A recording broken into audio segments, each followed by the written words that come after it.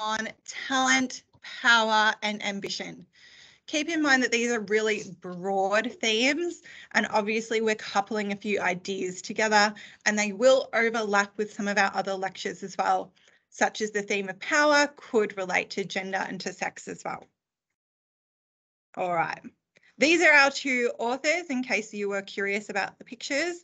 Anna Ziegler on the left, a much more modern picture, and the ye old picture of Miles Franklin. If you are interested, there are some funny TikToks about, particularly this one on why girls can't be scientists. So feel free to have a look at that in your own time. So what are our opening questions? Where can we kind of unpack these ideas in the text? So firstly, you want to start thinking about what skills and talents are presented in these texts. So we have academic skills such as the power for literacy, the power of science, and wanting to advance their skills and talents in those areas. But what other skills are overlooked in these texts? If we look particularly at Sibylla, her lifestyle could have very easily been the conventional skills of homemaking, not just what she wanted to do with her poetic life. You could also look through the lens of whose talents are recognised and whose aren't. We want to try as much as possible to come up with examples beyond Rosalind and Sibylla. We could look at other characters in each text. What about Wilkins' talents? Why couldn't Wilkins have headed up the research? What about Gosling as an assistant? What are his talents? Are they recognised or not? If you look in Sibylla's world, what about Harry Beecham? What about her mother? What about her father, Dick Melvin? How are these people either celebrated or condemned? In these texts, what is the relationship between ambition and achievement? Are all ambitious people ultimately able to succeed? At times, does ambition stop short? Even though you are the most ambitious person in the world, can you still fail? Yes. Are there people who achieve but do not have the resilience or the power to be ambitious? Or are there some cases where that ambition has led to disaster? In particular, I like to think of Sibylla's father, Dick Melvin.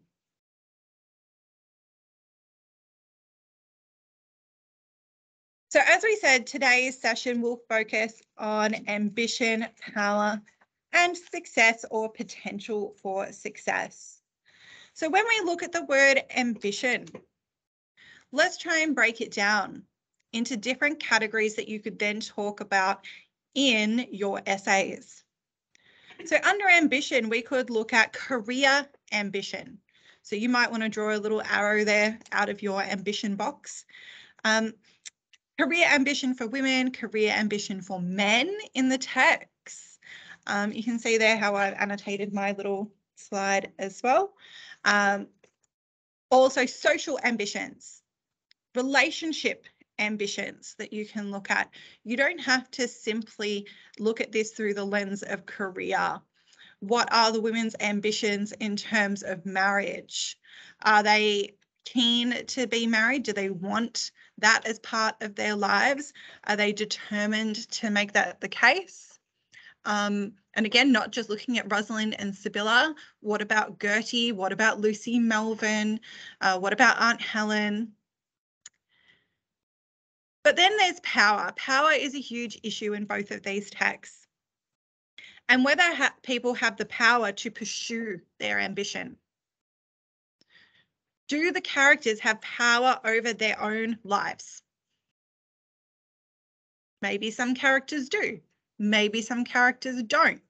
Why is it that some do have power? Why is it that some don't have power? And perhaps that extends to choices as well. Which characters have the freedom to choose? In what situation are perhaps women limited in their freedoms? And again, you could look at that through the lens of the patriarchal society in which these two texts are set. Keeping in mind that both of them are patriarchal societies, but still very different. They're still in different eras and have different, I suppose, still conventional, but some more progressive views in each text. So you will have to look at the difference in those societies. But then let's look at the other half of this diagram. You've got success and then potential for success. What is success? Success in the traditional areas for women. So some women may have seen marriage as the ultimate success. Finding a husband, woohoo, you beauty. Wealth as success. You could look at the fact that Mr. Emswap basically tells Sibylla not to marry Harry Beecham because he didn't have enough property, as he was saying. His definition of success was very different. Then you have, obviously, that breakdown of conventional thinking. You have Rosalind, and her idea of success was perfection. And Sibylla's idea of success is being a writer, not even being a good writer, just being a writer. But then what does it take?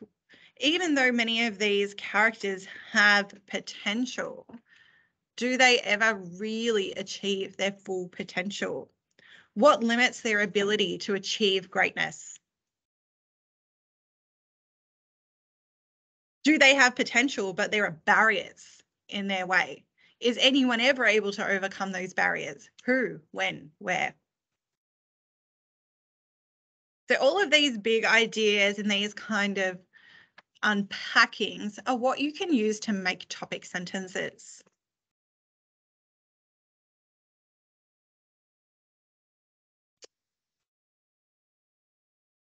We're going to break down each key area, starting with ambition.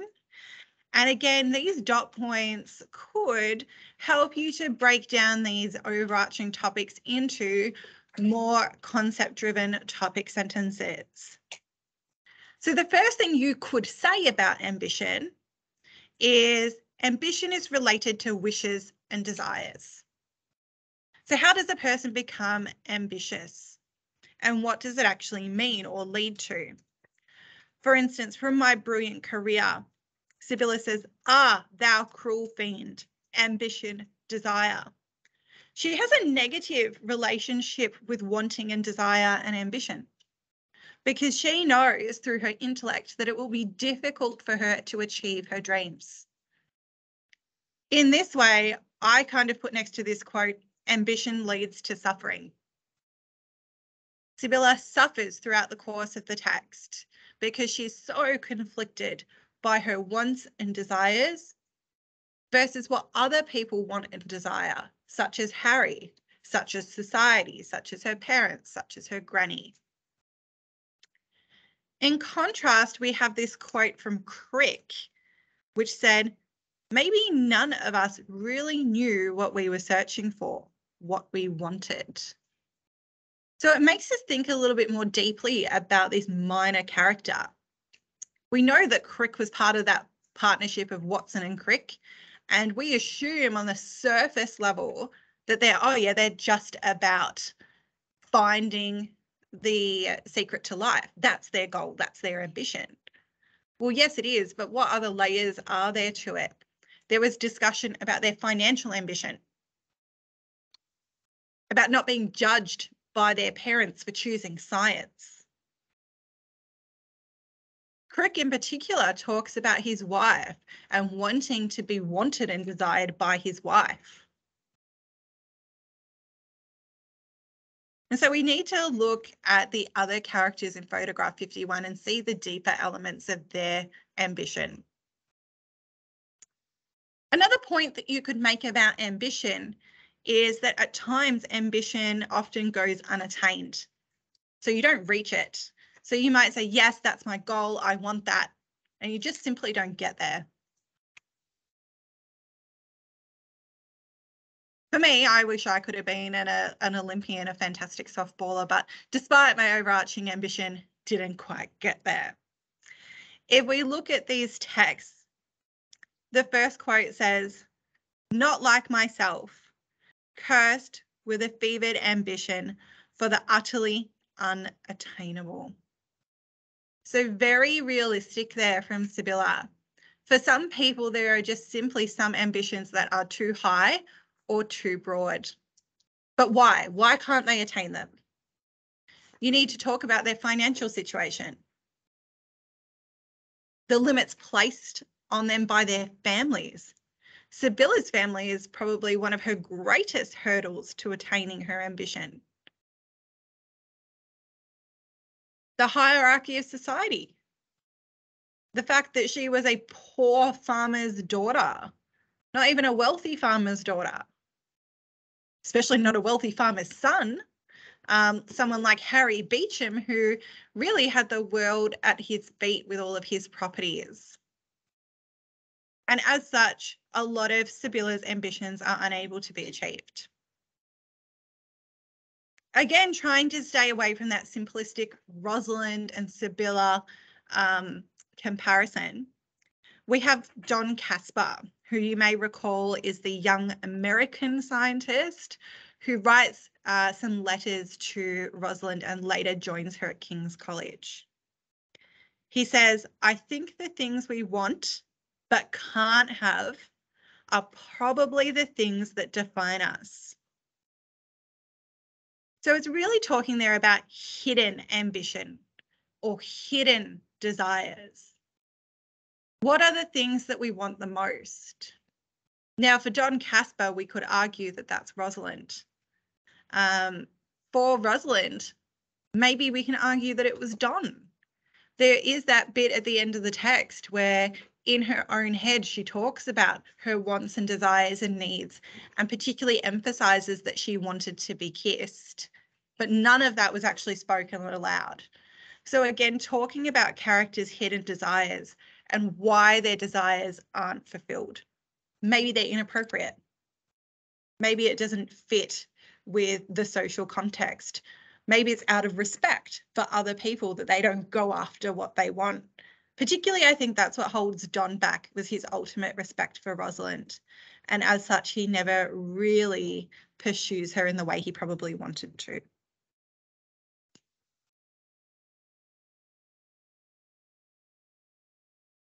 After this is where we can start talking about ambition and career.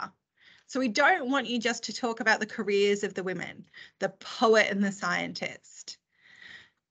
This is one instance where you can, where ambition is linked to career and vocation.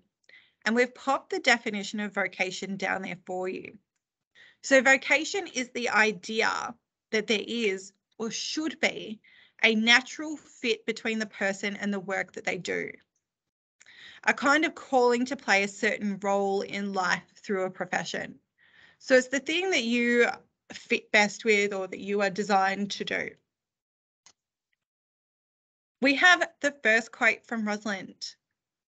And when I told my father I wanted to become a scientist, he said, "Ah, I see."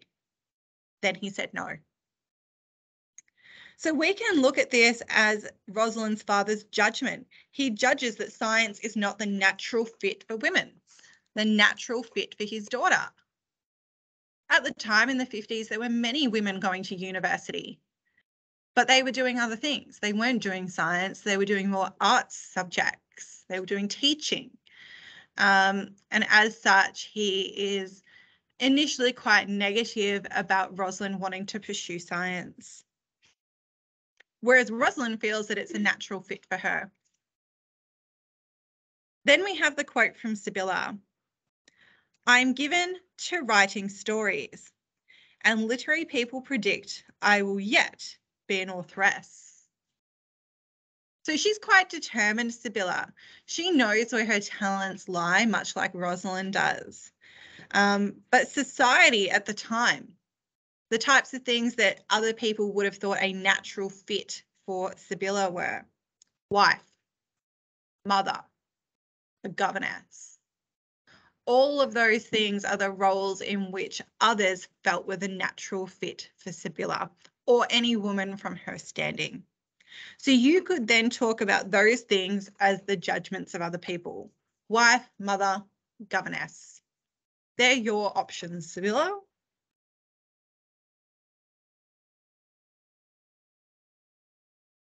This slide has just got some academic stuff on it. If you do have a highlighter rather than annotating, you might just want to highlight some of the key vocab as we go through. What do we know about ambition in these texts?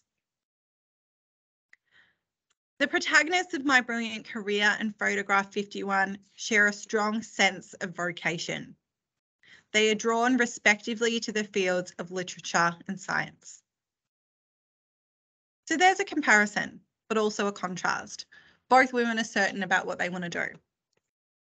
Franklin and Ziegler propose that people can be innately attracted to a particular profession, even when there are social pressures to make more conventional choices of career.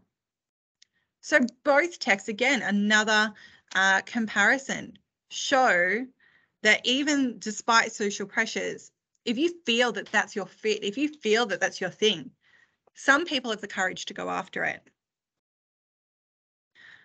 For Sibylla and Rosalind, ambition is experienced as an authentic desire for knowledge and expression.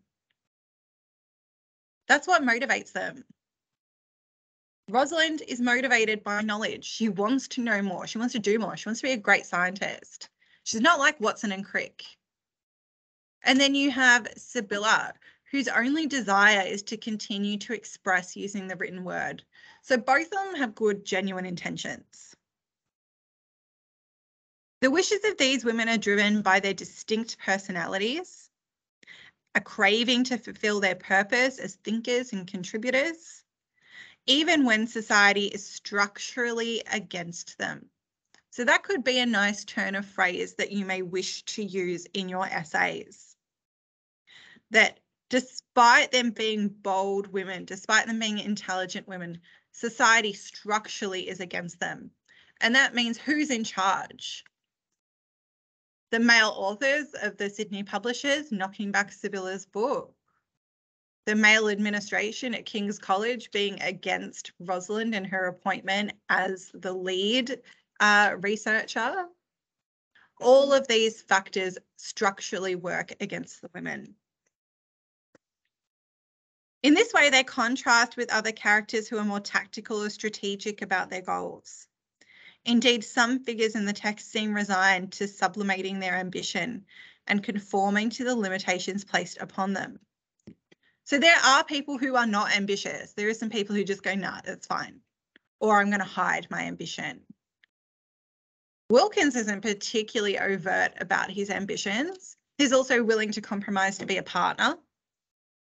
And then you have some of the women in the other text where you've got like Lucy Melvin and Aunt Helen who are like, oh yeah, it's cool, I'll get married. I think their husbands were pretty poor choices, but you know, they conform, they do their duty. By foregrounding characters of radical ambition, the authors give readers an opportunity to reflect on the role of ambition and desire in our own lives. So that's kind of where these texts are going. They're supposed to show you about ambition and desire. Alrighty, potential. Let's have a look at some of the key events that you could look at if you're talking about potential, and then we'll move on to power and success. Potential can be linked to two things, talent and intelligence. While if I refer back to myself once again, I had a lot of good softball knowledge, talent was certainly not A+. Okay, certainly an A student.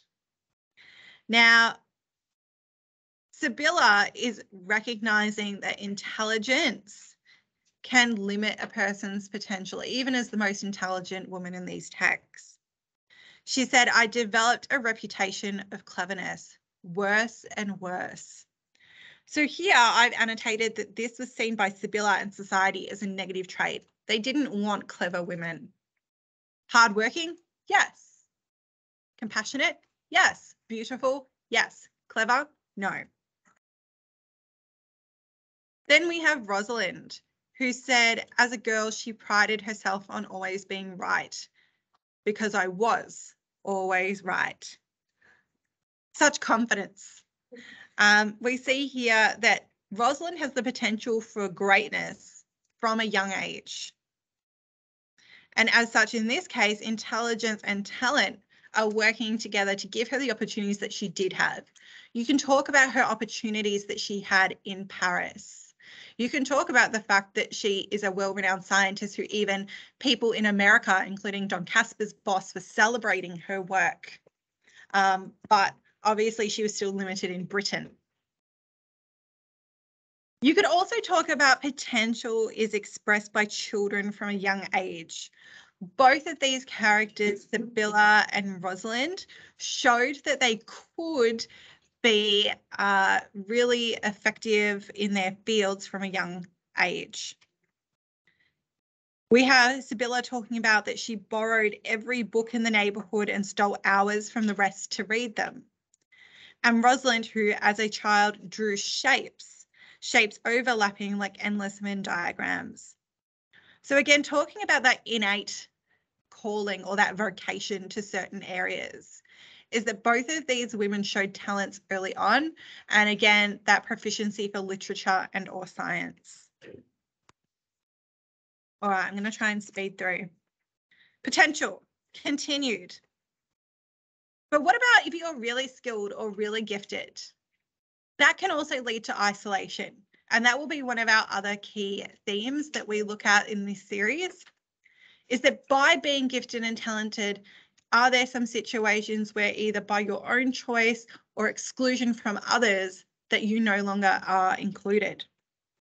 Sibylla says, it was my own misfortune and nobody's fault that my singular individuality excluded me from the ordinary run of youthful, joyous heartednesses. She acknowledges from the start that she's different. Harry Beecham even calls her queer in that she is different from others and that she in turn rejects Harry because of her skills and talents. She leads herself away from the marriage and instead ends up single. You could then look at John Casper's observations of Rosalind. He says she continued to work slowly, methodically, and in increasing isolation. So over her time at King's College, as her work progresses, as the relationships around her diminish, Rosalind really does, because of her skills and talents, become more isolated. And we could even say that this is due to lack of support. Nobody wants to celebrate Rosalind. I think there's a few jealousies going on there as well because of her skills and talents. And as such, she is forced into isolation from the people around her, but also because she's untrusting. Particularly that incident where Wilkins goes overseas and presents the work of the team, which is really Rosalind's work. From that point on, she's like, well, you work on sample A and I'll work on sample B. So that level of betrayal you could also annotate as well, really obviously hasn't helped her.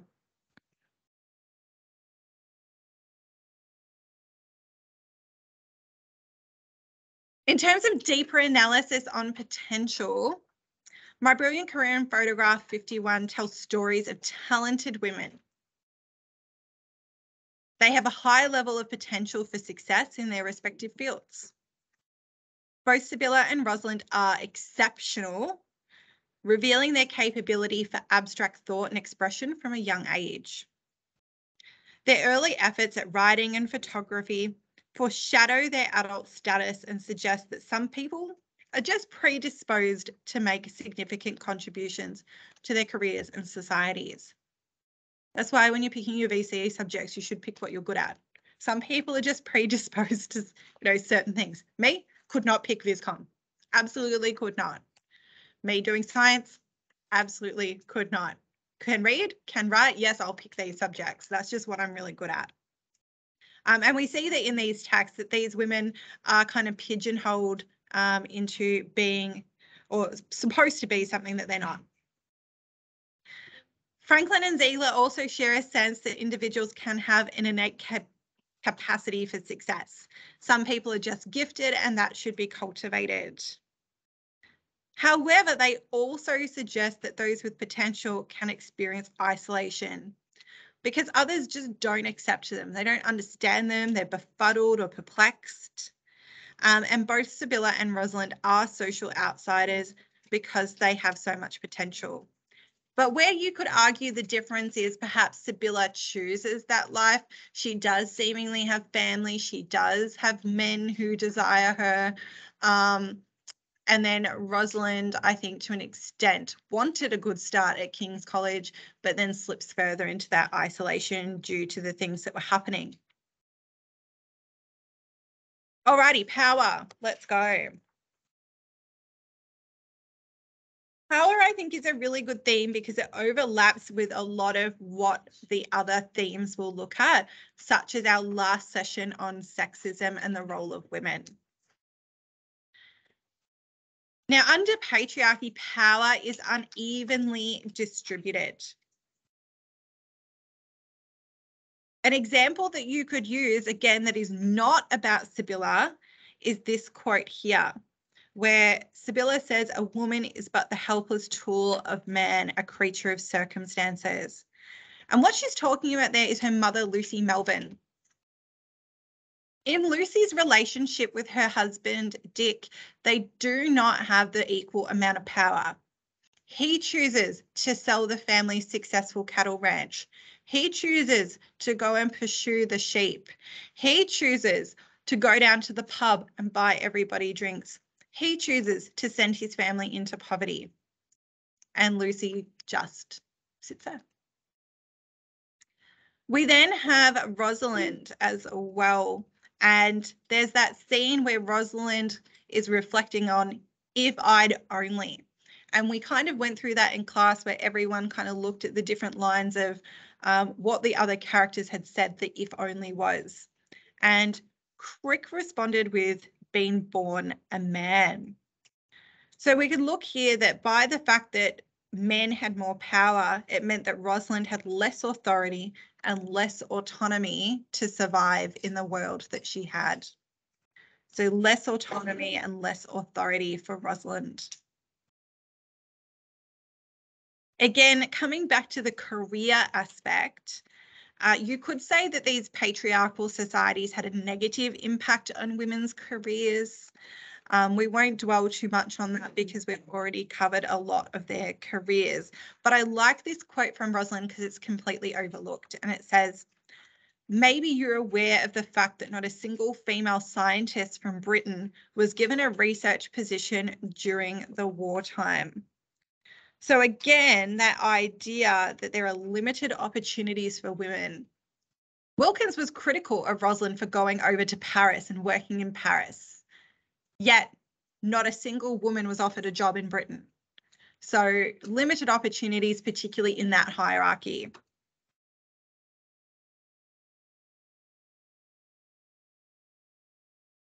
We'll keep going in terms of power dynamics when it comes to relationships. So you can talk about power in the women's careers, but what about their relationships? The first quote from My Brilliant Career says, "But lacking in that power over me, which would make me desirous of being the mother of his children." That lust is lost in the relationship between Sibylla and Harry. She doesn't feel that he will be the father of her children. She doesn't kind of fall on her knees and be like, yes, you're going to be the best husband. But the power dynamics in that relationship are bizarre. She's hitting him with the whip and being mean to him, and yet he still continues to pursue after her. So you could look and analyze the strange power dynamics between Sibylla and Harry, because I don't know what she wants and she doesn't know what she wants, and he's just a kind-hearted, simple bloke. But yeah, there's some strange power dynamics happening there. Then you have the friendship or working relationship between Rosalind and Wilkins. She says, "I'm just not terribly impressed by you as the thing. You don't command my respect." Their relationship continues to change. Starts off on the wrong foot. They reintroduce themselves. He then comes back with chocolates, which insults her. He then betrays her by passing off her work as his work. He then steals her work and gives it to a competition. But then they come back to have this nice moment at the end. So again, that relationship consistently changing over who has the authority. And Rosalind certainly is just going to say it how it is.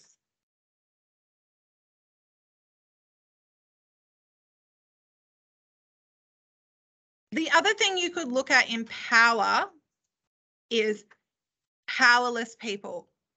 So we're talking about all these people and the power that they have or the power that they hold. But what about the people who do not have power, and how do they express themselves?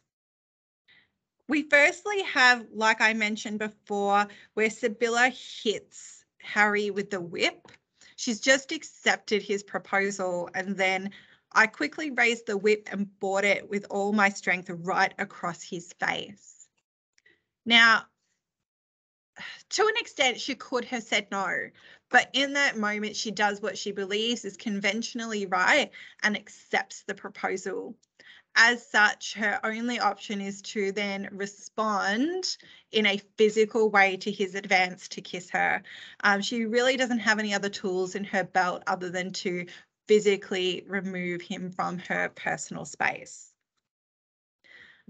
We then have a different approach from Watson, and it's not excessive, I suppose, physical force, but you then have Watson after he's thrown out of Rosalind's lab saying, "She really is a right old hag, isn't she? I mean, the way she lunged at me, I really thought I might get hit."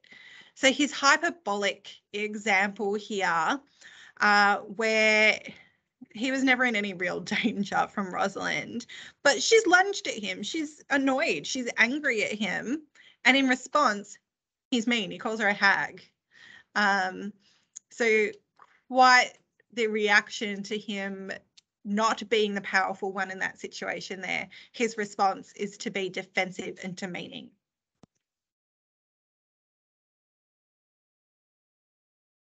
So what about power in this text? What are some things that you could say in your essays to start upskilling them? You could say that class, race, ethnicity, and gender all impact the extent to which the characters can act freely and advance themselves. That will actually be the focus of our writing tasks next lesson as well. Who is free? How can they advance themselves if they are not free? You could also look a little bit more into the background of the text here, where there are some notes on 19th century rural Australia and 1950s London and the powerful world of male ownership and decision making. There are some further examples in there as well about Sibylla being offered the chance to have a career on stage by Everard Grey, yet her grandmother shuts that down.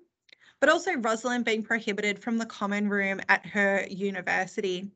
So across a lot of the text, we look at the women being limited in their opportunities, not just by men, but also consider the way that Sibylla, it's actually her grandmother and her mother who shut down some of her opportunities.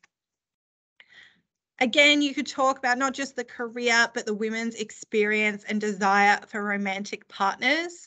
And so whether this exercises any control over what they do or don't do. Our last little bit for today's session is on success. And I think that this is a really positive way to end.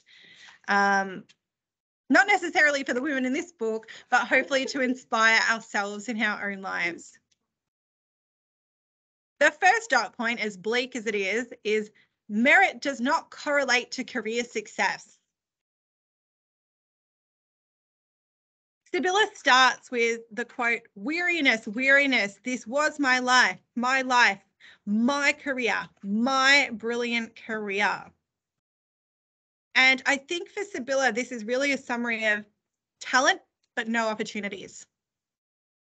Despite her choices, despite her talents, despite what she wants to do,